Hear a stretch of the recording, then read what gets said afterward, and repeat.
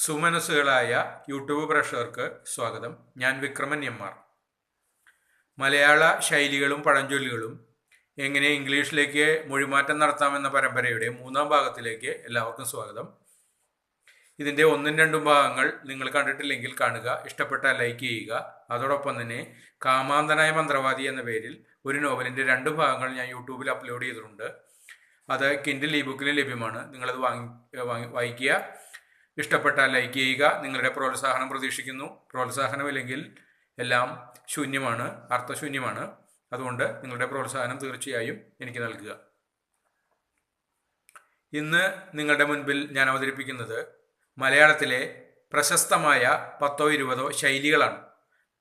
ആ പഴഞ്ചൊല്ലുകളല്ല, ശൈലികളാണ്. ആ ശൈലികൾ എങ്ങനെയാണ് നമുക്ക് ഇംഗ്ലീഷിലേക്ക് പരിഭാഷപ്പെടുത്താൻ കഴിയുന്നത്, അല്ലെങ്കിൽ ഇംഗ്ലീഷിലേക്ക് മൊഴിമാറ്റം നടത്താൻ പറ്റുന്നത് നോക്കാം. ജീവിതം മനോഹരമായ ഒരു പനിനീർമെത്തയല്ല. ജീവിതം കല്ലും മുള്ളും നിറഞ്ഞതാണ് എന്ന് പല ആളുകളെയും നമ്മൾ ഉപദേശിക്കാറുണ്ട്. ജീവിതം പനിനീർമെത്തയല്ല, കഷ്ടപ്പാടും ദുരിതങ്ങളൊക്കെ നിറഞ്ഞതാണ് ജീവിതം എന്ന് നമ്മൾ പറയാറുണ്ട്. അപ്പോൾ ജീവിതം സുന്ദരമായ ഒരു പനിനീർമെത്തയല്ല, തൂവൽമെത്തയല്ല എന്നൊക്കെ നമ്മൾ എങ്ങനെ പറയാം? Life is not a bed of roses. Life is not a bed of roses. ജീവിതം ഒരു പനിനീർമെത്തയല്ല. അതുപോലെ കാലത്തിന് ഒപ്പാനാകാത്ത കണ്ണുനീരില്ല. ഏതൊരു ദുരിതമായാലും അല്ലെങ്കിൽ ഏതൊരു വേദനയായാലും നമുക്ക് വിധി സമ്മാനിച്ചു കഴിഞ്ഞാൽ അത് വിധി തന്നെ ഒപ്പിയെടുക്കും, അല്ലെങ്കിൽ കാലക്രമത്തിൽ അതെല്ലാം തന്നെ ഇല്ലാതാകും. അപ്പോൾ കാലത്തിന് ഒപ്പാനാകാത്ത കണ്ണുനീരില്ല, കാലത്തിന് ഭേദമാക്കാൻ പറ്റാത്ത മുറിവുകളില്ല എന്ന് നമ്മൾ എങ്ങനെ പറയാം? There is not years that years cannot erase. There is not years that years cannot erase. Years can erase every tears എന്ന് വേണേൽ പറയാം. Years can erase the tears എന്ന് പറയാം. അല്ലെങ്കിൽ there is no tear that years cannot erase. There is no tears that years cannot erase. നിന്റെ ഭാഷ ആർക്കും പിടികിട്ടുന്നില്ലല്ലോ, നിന്റെ ഭാഷ വളരെ കടുകട്ടിയാണല്ലോ എന്നൊരാളോട് നമുക്ക് എങ്ങനെ പറയാം? Your language is a hard nut to crack. Your language is a hard nut to crack. നിന്റെ ഭാഷ പൊട്ടിക്കാൻ പറ്റാത്ത ഒരു വിത്ത് പോലെയാണ്, അല്ലെങ്കിൽ അതികഠിനമാണ്, മനസ്സിലാകുന്നില്ല എന്നാണ് അതിൻ്റെ അർത്ഥം. അതുപോലെ അതിശക്തമായ മഴ പെയ്തുകൊണ്ടിരിക്കുകയാണ്. തുമ്പിക്കൈ വണ്ണത്തിൽ മഴ പെയ്യുകയാണല്ലോ. തുള്ളിക്കൊരു കുടം പേമാരിയാണ് എന്ന് നമ്മൾ എങ്ങനെ ഇംഗ്ലീഷ് പറയും? It's A reign of cats and dogs. It's A reign of cats and dogs. പട്ടിയും പൂച്ചയും പെയ്യുക എന്ന് പറഞ്ഞാൽ reign of cats and dogs എന്ന് പറഞ്ഞാൽ തുമ്പിക്കൈ വണ്ണത്തിൽ മഴ പെയ്യുക, ശക്തമായ അതിശക്തമായ പേമാരിയാണ് നമ്മൾ it's A reign of cats and dogs എന്ന് പറയുക. അതുപോലെ അവനെ ഒന്നിനും കൊള്ളില്ല. ചില ആളുകളെ നമുക്ക് ഒരു ഉപകാരവും ഇല്ല എന്ന് പറയില്ലേ? ഒന്നിനും ഒരു ഉപകാരത്തിനും യോജിക്കാത്ത വ്യക്തികൾ. അദ്ദേഹത്തിന് ഒന്നിനും കൊള്ളില്ല, അവനെ കൊണ്ട് ഒരു പ്രയോജനവുമില്ല, ഒന്നിനും കൊള്ളാത്തവനാണ് അവൻ എന്നെങ്ങനെ പറയും? He is A good for nothing fellow. He is A good for nothing fellow. അവനെ കൊണ്ട് ഒന്നിനും കൊള്ളില്ല എന്നാണ് അർത്ഥം. അതുപോലെ അവനെ നമ്പാനാകില്ല, അവനെ വിശ്വസിക്കാനാവില്ല. അവനെ വിശ്വസിച്ചു കഴിഞ്ഞാൽ നമ്മൾ ഇങ്ങോട്ട് വരാൻ പറഞ്ഞ അവൻ അങ്ങോട്ട് പോകും, അല്ലെങ്കിൽ നമ്മുടെ പദ്ധതിക്ക് അവൻ പാരവയ്ക്കും. അപ്പോൾ നമ്മുടെ പദ്ധതികൾക്ക് പാരവയ്ക്കുന്ന ആളുകളെ, അല്ലെങ്കിൽ വിശ്വസിക്കാൻ പറ്റാത്ത ആളുകളെ നമ്മൾ എന്ത് പറയും? He is a black leg. അവനൊരു കരിങ്കാലിയാണ്. He is a black leg. Is a black leg. അവൻ കരിങ്കാലിയാണ് എന്ന് പറഞ്ഞാൽ അവനെ നമ്പാൻ പറ്റില്ല, അവനെ വിശ്വസിക്കാൻ പറ്റില്ല, അവൻ ചതിയനാണ് എന്നൊക്കെ പറയാം. അതുപോലെ അയാൾ തട്ടിപ്പോയി, അദ്ദേഹം പരലോകം പോയി. അദ്ദേഹം തട്ടിപ്പോയി എന്നൊക്കെ നമ്മൾ പറയാറില്ലേ? അദ്ദേഹം ചോദിച്ചിരിപ്പില്ല, അയാൾ തട്ടിപ്പോയല്ലോ എന്നൊക്കെ പറയാറില്ലേ? അതങ്ങനെ പറയാം. ഹീ കിക്ക്ഡ് ദ ബക്കറ്റ് എന്നാണ് അതിന് പറയുക. He kicked the bucket. Bucket തട്ടിയിട്ടൊന്നല്ല, കിക്ക് ദ ബക്കറ്റ് എന്ന ശൈലിയുടെ അർത്ഥം മരിച്ചു പോവുക എന്നാണ്. He kicked the bucket. അദ്ദേഹം പരലോകം പോയി, അവൻ തട്ടിപ്പോയി എന്നാണ് അർത്ഥം. He kicked the bucket.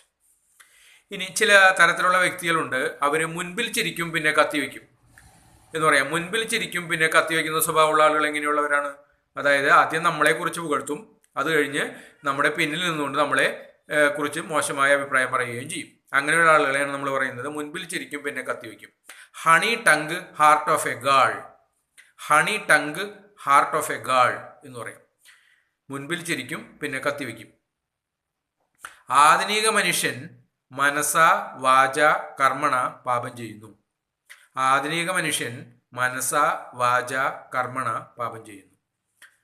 Modern men commit sin in words thoughts and action. Modern men commit sin in words thoughts and action. ആധുനിക മനുഷ്യൻ മനസ്സ വാച കർമ്മണ പാപം ചെയ്യുന്നു. Commit sin in words thoughts and action എന്ന് പറഞ്ഞാൽ മനസ്സ വാച കർമ്മണ പാപം ചെയ്യുക എന്നാണ് ശൈലിയുടെ അർത്ഥം. അതുപോലെ ഉടുപ്പും നടപ്പും കണ്ടാൽ ഉടമയെ അറിയാം. ഉടുപ്പും നടപ്പും കണ്ടാൽ ഉടമയെ അറിയാം. ചില വ്യക്തികൾ അവരുടെ വസ്ത്രധാരണം കണ്ടു കഴിഞ്ഞാൽ നമുക്കറിയാം അദ്ദേഹത്തിന്റെ കുലം എന്താണ്, അദ്ദേഹത്തിന്റെ വിദ്യാഭ്യാസ യോഗ്യത എന്താണ്, അദ്ദേഹത്തിന്റെ സംസ്കാരം എന്താണ് എന്നെല്ലാം വ്യക്തമായിട്ട് നമുക്ക് വ്യക്തിയെ അറിയാൻ കഴിയും. അപ്പോൾ a man is judged by the dress he wears. A man is judged by the dress he wears. A man is judged by the dress he wears. ഒരു വ്യക്തി ധരിക്കുന്ന വസ്ത്രത്തിൽ നിന്നാണ് അദ്ദേഹത്തെ വിലയിരുത്തുന്നത്. അപ്പോൾ ഉടുപ്പും നടപ്പും കണ്ടാൽ ഉടമയെ അറിയാം എന്ന ശൈലിയുടെ ഇംഗ്ലീഷ് പരിഭാഷയാണത്. ഇനി നമുക്ക് എങ്ങനെ പറയണമെന്ന് കരുതുക, എന്തു വന്നാലും നമുക്ക് ആസ്വദിക്കണം മുന്തിരിച്ചാറ് പോലുള്ള ഈ ജീവിതം. എന്തു വന്നാലും നമുക്ക് ആസ്വദിക്കണം മുന്തിരിച്ചാറ് പോലുള്ള ഈ ജീവിതം. അങ്ങനെ നമ്മൾ പലരും പറയാറുണ്ട് അല്ലേ, എനിക്ക് എന്തായാലും ഈ ജീവിതം ആസ്വദിച്ചേ മതിയാകൂ, ഈ മുന്തിരിച്ചാറ് പോലുള്ള ജീവിതം എനിക്ക് ആസ്വദിച്ചേ മതിയാകൂ. Whatever it may be I should enjoy this life of nectar. Nectar, NECTAR, nectar. Whatever it may be I should enjoy this life of nectar. എന്ത് സംഭവിച്ചാലും എനിക്ക് ഈ ജീവിതം ആസ്വദിച്ചേ മതിയാകൂ. എന്തു വന്നാലും എനിക്ക് ആസ്വദിക്കണം മുന്തിരിച്ചാറ് പോലുള്ള ഒരു ജീവിതം. Whatever it may be I should enjoy this life of nectar.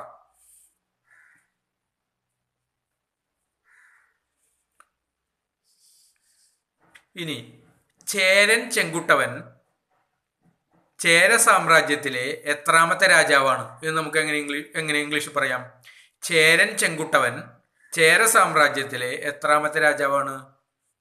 രാജാക്കന്മാര് രാജാവാകുന്നത് കിരീടധാരണത്തിലൂടെയാണ്. അതിന് നമ്മൾ എത്രാമത്തെ എന്നുള്ളൊരു പ്രയോഗം ഇംഗ്ലീഷിലില്ല. ഹൗ മെനീത്ത് എന്നൊന്നും നമുക്ക് പ്രയോഗിക്കാൻ കഴിയില്ല.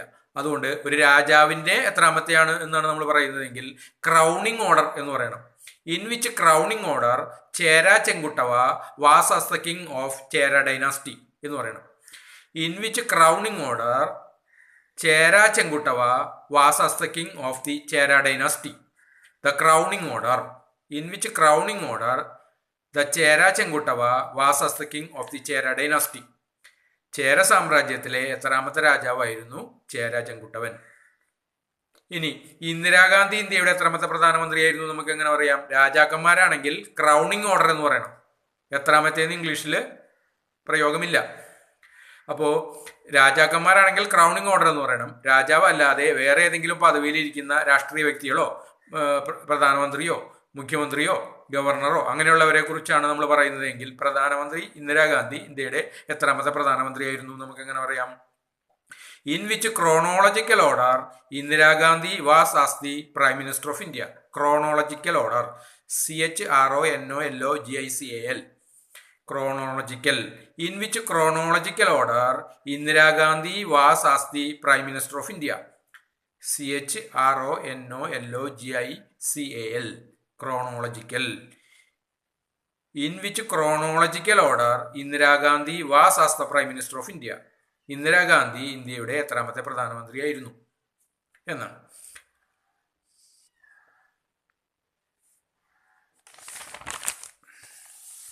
ഇന്ന് ഒടുക്കത്തെ ചൂടാണല്ലോ. ഇത് ഭയങ്കര ചൂടാണ്, അസഹ്യമായ ചൂടാണ്, അസഹനീയമായ ചൂടാണ്, ഒടുക്കത്തെ ചൂടാണല്ലോ എന്നൊക്കെ നമ്മൾ പറയാറുണ്ട്. എങ്ങനെ പറയാം? It is sweltering hot today. It is sweltering, SWELTERING. It is sweltering hot today. It is sweltering hot today. ഇന്ന് അതിശക്തമായ ചൂടാണ് എന്ന് പറയാം. ഞാൻ വേലിയിലിരുന്ന പാമ്പിനെ എടുത്ത് വേണ്ടാത്തടത്ത് വെച്ചു. വെറുതെ ഞാൻ വയ്യാവേലി വലിച്ചു വെച്ചു എന്ന് പറയാറില്ലേ നമ്മൾ? വേലിയിലിരുന്ന പാമ്പിനെ എടുത്ത് തോളയെ വെച്ചു എന്ന് പറയാറുണ്ട്. അതിന് നമ്മൾ എങ്ങനെ പറയാം? അതിന് ഗോ ഇൻ ടു ട്രബിൾ എന്നാണ് ശൈലി. Go into trouble. I went into trouble for nothing. I got into trouble for nothing എന്നും പറയാം. I went into trouble for nothing. I got into trouble for nothing. For nothing. ഞാൻ വെറുതെ വയ്യാവേലി വലിച്ചു വെച്ചു. I went into trouble for nothing. I got into trouble for nothing. ഞാൻ വെറുതെ വയ്യാവേലി വലിച്ചു വെച്ചു എന്നുള്ള മലയാള ശൈലിയുടെ ഇംഗ്ലീഷ് പരിഭാഷയാണത്. അതുപോലെ അദ്ദേഹം കാലയവനികയ്ക്കുള്ളിൽ മറഞ്ഞു. അദ്ദേഹം കാലയവനികയ്ക്കുള്ളിൽ മറഞ്ഞു. അദ്ദേഹം കാലയവനികയ്ക്കുള്ളിൽ മറഞ്ഞിട്ട് ഒരുപാട് നാളായി എന്നൊക്കെ നമ്മൾ എങ്ങനെ പറയാം? It's a long time since he vanished into the curtain of fate. Vanish into the curtain of fate എന്ന് പറഞ്ഞാൽ മരിച്ചു പോവുക എന്നാണ് അർത്ഥം. It is a long time since he vanished into the curtain of fate. അദ്ദേഹം കാലയവനികയ്ക്കുള്ളിൽ മറഞ്ഞിട്ട് ഒരുപാട് കാലമായി. അദ്ദേഹം കാലന്റെ യവനികയ്ക്കുള്ളിൽ മറഞ്ഞിട്ട് ഒരുപാട് കാലമായി. It is a long time since he vanished into the curtain of fate. അദ്ദേഹം കാലയവനികയ്ക്കുള്ളിൽ മറഞ്ഞിട്ട് ഒരുപാട് കാലമായി എന്നുള്ളതിന്റെ പരിഭാഷയാണ്. അതുപോലെ അവളാണ് ആ ഓഫീസിലെ എല്ലാം. നമ്മൾ ഒരു ഓഫീസിൽ ചെന്ന് കഴിഞ്ഞാൽ എല്ലാ കാര്യങ്ങളും നടത്തുന്ന വ്യക്തികളെ കാണാം നമുക്ക്. അവരില്ലാതെ ഉയർന്ന ഉദ്യോഗസ്ഥൻ ആ ഓഫീസിലുണ്ടെങ്കിൽ പോലും അദ്ദേഹത്തിന് പോലും ചെയ്യാൻ കഴിയുന്നതിനേക്കാൾ കൂടുതൽ ആ ഓഫീസിനെ മുഴുവൻ ഭരിക്കുന്ന ചില ആളുകളുണ്ട്. അവരെ കൊണ്ട് മാത്രമേ ആ കാര്യങ്ങൾ എന്ത് കാര്യം അവിടെ നടത്താൻ കഴിയുള്ളൂ.